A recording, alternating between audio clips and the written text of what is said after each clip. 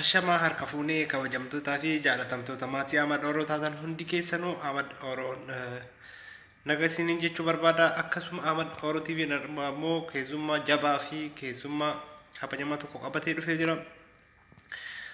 Keessummaan sun gaaffii deebii waliin taasifnee kabajaan gaaffii an dhiyeessee irratti tola jedhee dhufee gara istiidiyoo seenee jira.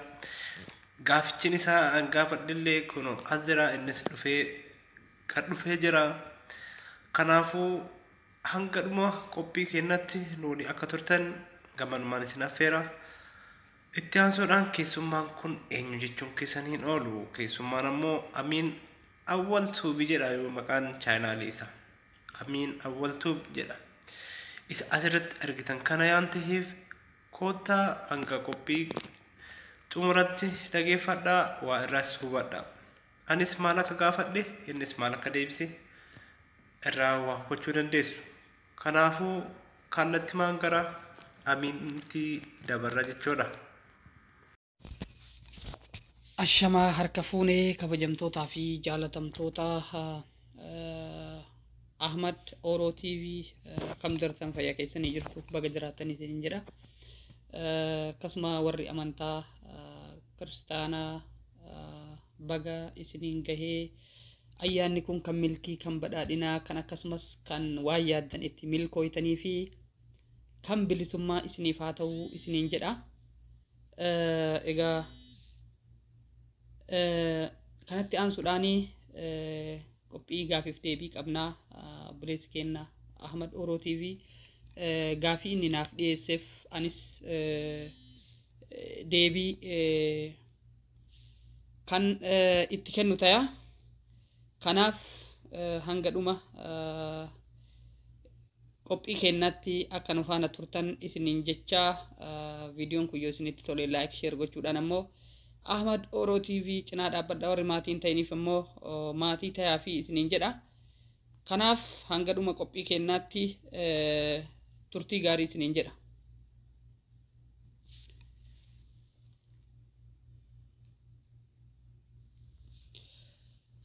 Tole gaafiin jalqabaa akkana jedha. Maqaan kee eenyu akkasumas iddoon dhaloota keetii jedha. Ani Amiin Awwal jedhama yookaan ammoo Muhammad Amiin Awwal jedhama. Kan maatiin kiyya naaf moggaasan Muhammad Amiini maqaan dhalootaa. Haa ta'u malee garuu mana barumsaa keessatti kan ittiin waamamaa turee fi kan akkasumas ammoo hiriyoottan kiyya ittiin na waamaa turan Amiin Awwal kan jedhudha. Kanaaf Amiin Awwal yookaan Muhammad Amiin Awwal jedhama maqaan kiyya. Kan itti dhaladhee guddadhee immoo godina Baalee aanaa Gindhiir ganda qotee bulaa Geetara Walaanshotti dhaladhee guddadhee. Gaafiin lammaffaan biyyi takka jiraachuu kan dandeettu yoo maal fa'aa qabaattedha jedha. Biyyi takka jiraachuudhaaf yoo maal fa'aa qabaattedha kan jedhuudhaaf tokkoffaarratti biyyi takka mootummaa mataa ofii qabaachuu qabdi. Akkasumas seera mataa ofii qabaachuu qabdi. Daangaa biyyattii of danda'ee qabaachuu qabdi. Kanarraa kan hafe ammoo bu'uuraalee misoomaa kanneen akka daandii, mana barnootaa, mana yaalaa wantoota akkanaa kana qabaachuu qabdi biyyi takka jiraachuudhaaf jechuudha. Akkasumas ammoo biyyi takka jiraachuudhaaf uummata qabaachuu qabdi. Kanaaf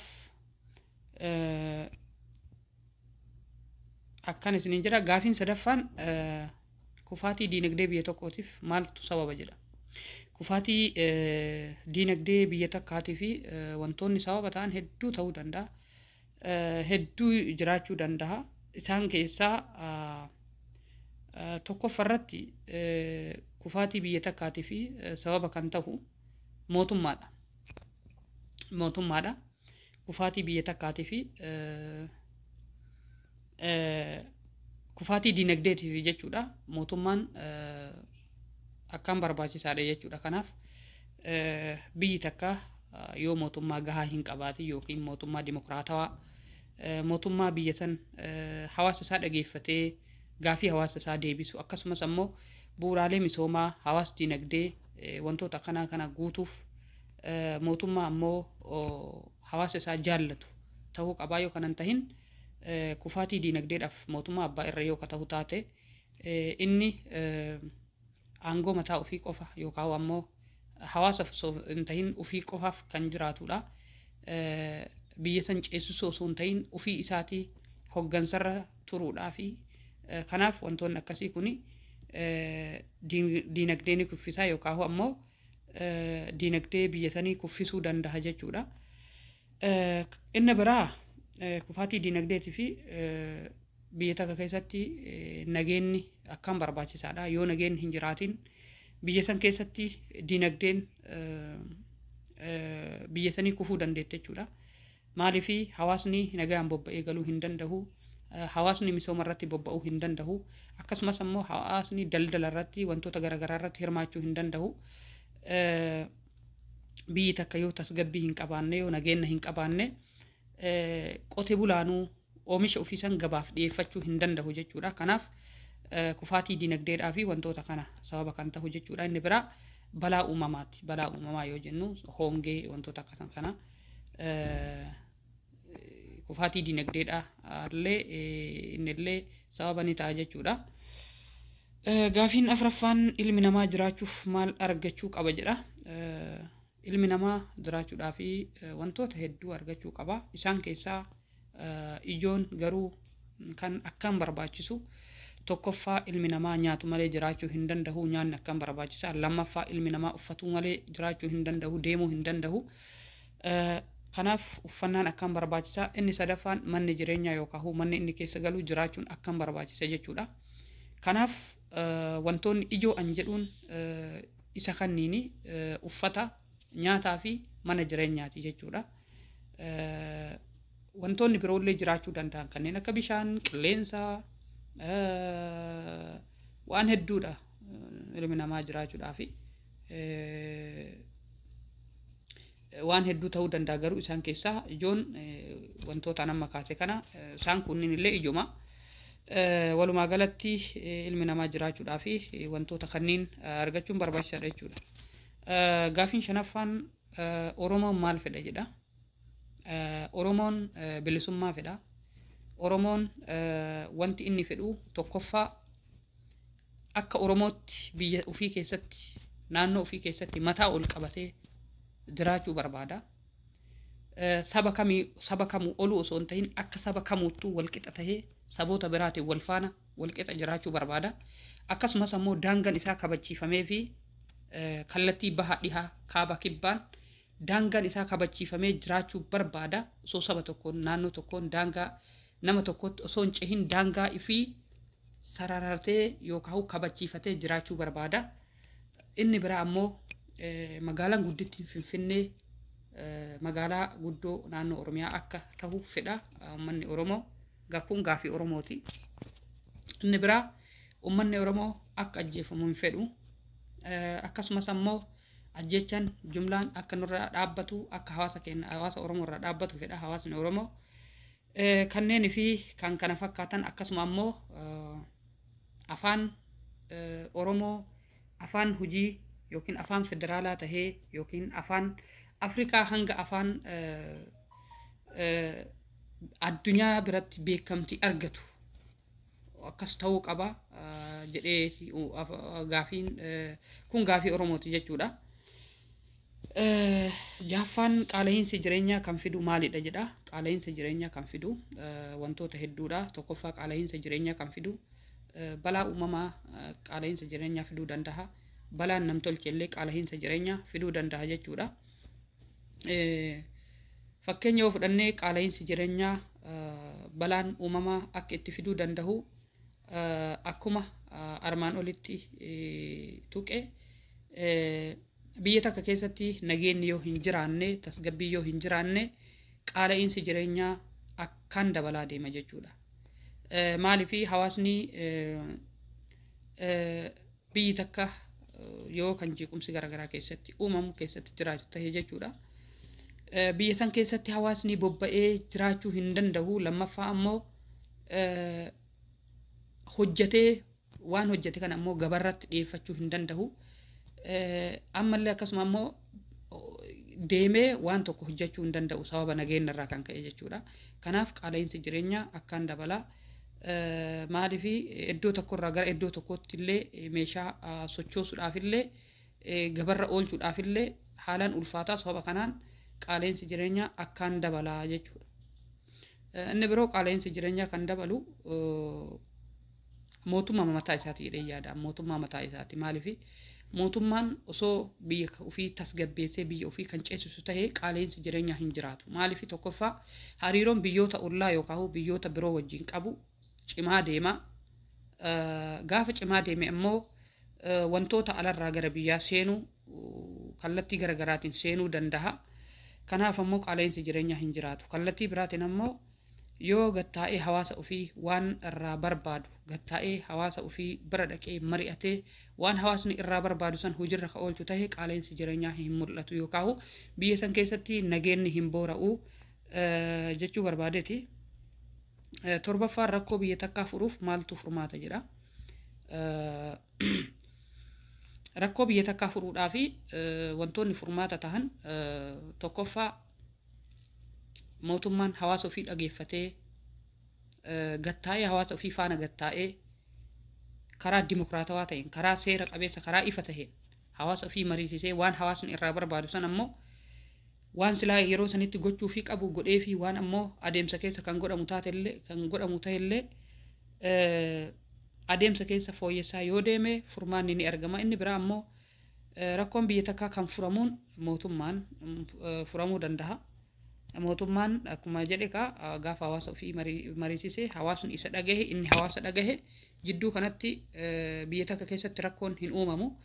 Inni biraa paartii mormitoota biyya takka keessa paartiin tokko qofti hin jiraatu. Paartiin garaagaraa jiraachuu danda'a. Paartiin garaagaraa kun ilaalcha garaagaraatii fi akkasumas kaayyoo garaagaraa qabaachuu danda'a. Garuu isaan kana hunda faana taa'ee paartii mormitoota hunda faana taa'ee yoo mari'atee wal dhagahee osoo nama tokko hin dhiibin qixa sirriin gattaa'ee waliin mari'atee furmaanni biyya takkaa ni argama jedhee yaada. Inni guddaan hawaasaaf uf kennanii dalaguudha. Hawaasaaf uf kennanii hojjetuun furmaata biyya tokko yookaan biyya san furmaata itti gochuun akkaan barbaachisaadha jechuudha. Saddeettaffaan lammii biyya takkaa kan kabachiisu eenyu jedha. Lammii biyya takkaa kan kabachiisu gahee guddaa kan qabu keessatti mootummaadha. Lammii biyya takkaa kan kabachiisu mootummaadha. Mootummaan egaa aangoo olaanaa kan qabu isa waan ta'eef isatu lammii biyya ofii kabachiisuu danda'a jechuudha. Saglaffaan uummanni tokko mootummaa isaa irraa maal barbaada jedha. Uummanni inni guddaan wanni mootummaa irraa barbaadu tokkoffaa rakkoo diinagdee, rakkoo siyaasaa, rakkoo hawaasummaa, rakkoo garaagaraa yoo irraa furamee uummatni ni barbaada gaafa mootummaan rakkoo akkanaa kanneen jechuudha. Gaafa furmaata itti kennee uummatni yookiin hawaasni jechuudha ni fedha. Kan biroo immoo uummanni mootummaa irraa wanni barbaadu mootummaan hawaasa ofii dhageeffatee akka deemu isaan dhageeffatee akka deemu isaanillee isaan dhageeffatanii akkasitti wal jaalatee wal kabajanii gaafii hawaasaa deebisee fi wanta hawaasni barbaadu hundayyuu jechuudha dhageeffatee akka deebisu akkasumas wal qixxummaan osoo saba tokko waliin qabin saba tokko gadi hin qabin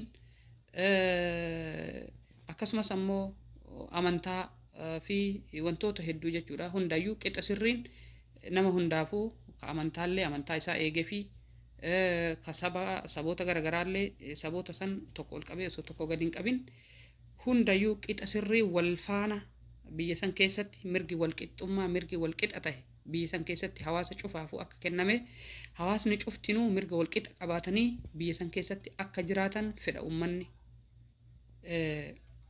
Gaafiin kurnaffaan sabni gara garaa biyya tokko keessa wajjin jiraachuuf maal gochuu qaba jedha.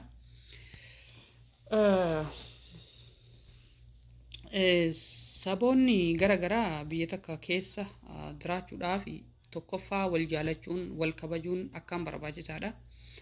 Gaafa sabaaf sablammoonni biyya takka keessa jiraatan wal kabajanii wal jaalatanii daangaa walii osoo hin dhiibin naannoon tokko yookiin sabni tokko saba biraarratti hirkatee dhiibbaa osoo hin uumin qixa sirriin yoo waliin jiraatan sabaaf sablammoonni biyya takka keessatti jiraachuu danda'an gaafa wal kabajan jechuudha. Gaafa wal jaalatan qixa sirriin biyya san keessatti hundinuu sabni hundinuu mirga wal qixa ta'e qabaatee daangaa walitti osoo hin tarin naannoo ofii keessatti biyya ofii keessatti qixa sirriin akka jiraatu fi akkasumas wal kabajee akka waliin jiraatu kan ta'uu qabu. Dhumarratti immoo hordoftoota kiyyaaf waan dhaamtu yoo qabaatte jedhe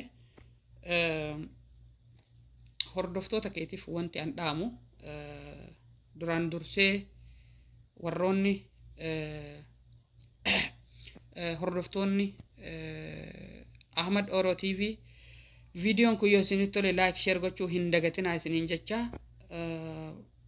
akkasumas ammoo warroonni maatiin ta'iniifillee maatii tayaa fi wal haa jaalannu wal haa kabajnu wal bira haa dhaabbannu isiniin jedha. Dhumarratti immoo hawaasa uummata Oromoo bal'aaf wanti an dhaamu hawaasni Oromoo cufti wal dhageeffatee wal kabajee wal jaalatee tokkummaa ofii cimsuu qaba. Keessattuu yeroo ammaa kana daran tokkummaan keenya jabaachuu qaba cimuu qaba ka yeroo kamirraayyuu jechuudha. Maaliif yeroo kana sababa gara garaatiin tokkummaa keenya kana laalanii yookiin wal gaarreeffannaa yookaan ilaalcha keenya kana ilaalcha nuti ofii waliif qabnu kana laalanii sabni biraa nutti gaarreeffataa jiranii yeroo sabni biraa nutti gaarreeffataa jiran kanatti ammoo nuti cimnee tokkummaa keenyaan diina kana ofirraa deebisuu qabna. Akkasumas ammoo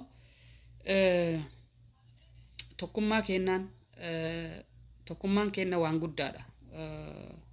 Tokkummaan keenya riqicha bilisummaati. Kanaafuu riqicha bilisummaa kana cimsannee bilisummaa akka goonfannu isiniin jedha. Kanaafuu gamanumaan kabajamtoonni jaalatamtoonni maatii Ahmad Oro TV turtiin haga ammaa goone kana fakkaataa hanga sagantaa biraatii fi qophii biraatii walitti deebinutti turtii gaarii isiniin jecha warra hordoftoonni ammoo amantaa kiristaanaa baga ayyaana Faasigaatiin isin gahe. Ayyaanni kun kan milkii kan badhaadhinaa kan bilisummaa kan waan yaaddan itti milkooftan isiniif haa ta'u jecha warroonni amantaa muslimaallee baga jala bultii ayyaana sooma hiikaatiin isin gahee jecha egaa qophii keenyaa kanumaan xumurraa nagayaatti.